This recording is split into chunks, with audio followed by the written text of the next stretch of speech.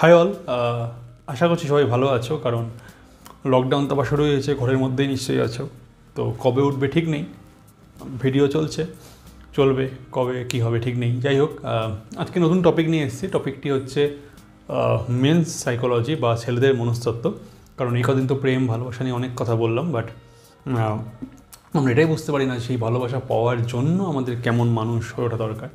তো সেটা খুব জানা দরকার।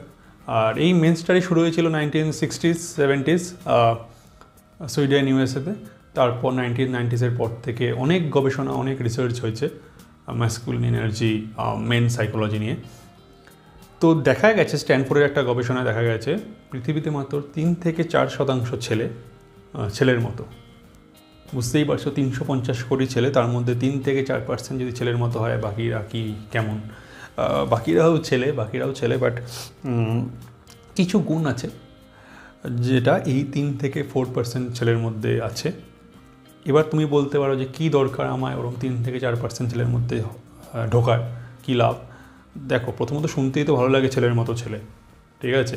2 নম্বর হচ্ছে, দেখা গেছে সম্পর্কের ক্ষেত্রে তারা অনেক বেশি সফল।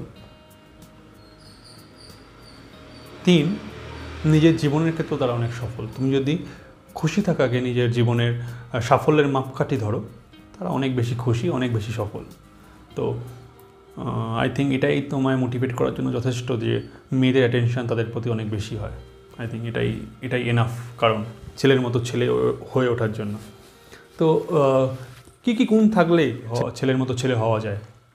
দেখো, আমরা যতই জেন্ডার ইকুয়ালিটি নিয়ে কথা বলি ছেলে মেয়ে সমান, অধিকার সমান, সবই ঠিক আছে, বাট শুধু শারীরিক গঠনের দিক দিয়ে না, মানসিক গঠন, even the brain structure is different for men and women.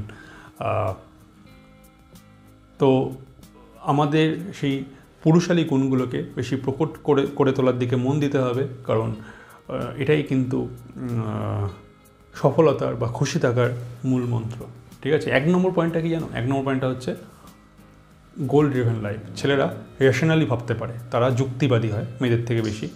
মেয়েরা কিন্তু ইমোশনালি বেশি স্ট্রং হয়, তাদের মেমোরি বেটার ছেলেদের থেকে, তারা ইমোশনাল ইভেন্ট বেশি মনে রাখতে পারে। বাট ছেলেরা কিন্তু রেশনাল, এটার পর এটা করতে হয়, এটার পর এটা, এই ভাবনাটা কিন্তু ছেলেদের মধ্যে বেশি দেখা যায়। তো তোমার জীবনটাই একটা গোল ড্রিভেন হওয়া উচিত। আর এটা খুব অ্যাট্রাকটিভ পয়েন্ট মেয়েদের ক্ষেত্রে। তুমি যে কোনো একটা গোল সেট করো এবং তার জন্য কাজ করো। আমি বলছি না সেই গোলটা বিশাল কিছু হতে হবে, টাকা কামানো হতে হবে বিশাল, বা অনেক ক্ষমতার অধিকারী হতে হবে, সেটা না। যে কোনো ছোটো গোল যেন তোমার জীবনে থাকে, যার জন্য তুমি সকালে ঘুম থেকে উঠতে পারো, যার জন্য তুমি কাজ করতে পারো সকাল বিকেল, সেরকম একটা গোল থাকা দরকার। গোলটা হতে পারে কোনো একটা ইনস্ট্রুমেন্ট শেখা, কোনো একটা বাজে স্বভাব ত্যাগ করা, ঠিক আছে। তো এইগুলো একটা গোল সেট করো আজই এবং তার প্রতি কাজ করো। নিজেই খুশি থাকবে, আর সেটাই হবে তোমার ফার্স্ট প্রায়োরিটি, আর বাকি সব সেকেন্ডারি। তোমার গোল, তোমার purpose should be year first priority all the time. কেউ যেন তোমার সেখান থেকে বিচ্যুত করতে না পারে। খুব ইম্পর্ট্যান্ট আর খুব আকর্ষণীয় অন্যের চোখে। যাই হোক, এটা 1 নম্বর ছিল। 2 নম্বর পয়েন্ট হচ্ছে নির্ভীক হও, ভয় পেও না। যে গোলটা তুমি সেট করেছো সেটা অ্যাচিভ করার জন্য লড়াই করতে ভয় পেও না, হারতে ভয় পেও না, হারাতে ভয় পেও না, ঠিক আছে। কী হবে ম্যাক্সিমাম? তুমি সাময়িক কিছু সময়ের জন্য হারবে, ম্যাক্সিমাম তোমার জীবন যাবে। বেঁচে থেকে কী লাভ যদি করোনায় মারা যাও? বেঁচে থেকে কী লাভ যদি 80 বছর বয়সে ভাবো যে আমি এটা করিনি? ভয় পেও না, খুলে বাঁচো, খুলে কথা বলো। তার মানে এই নয় মূর্খ হও, মানে সাহসী আর মূর্খামির মধ্যে ডিফারেন্স আছে।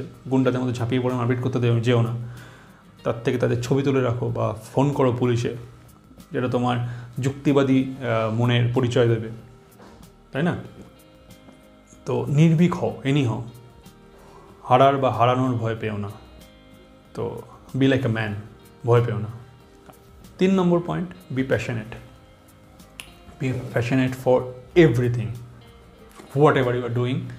লাইক কারোর সঙ্গে কথা বলছো, কাউকে ভালোবাসছো, সব দিয়ে ভালোবাসো, কিছু আটকে রেখো না, নিজের ভেতরে রেখো না, মন থেকে কথা বলো, ঠিক আছে।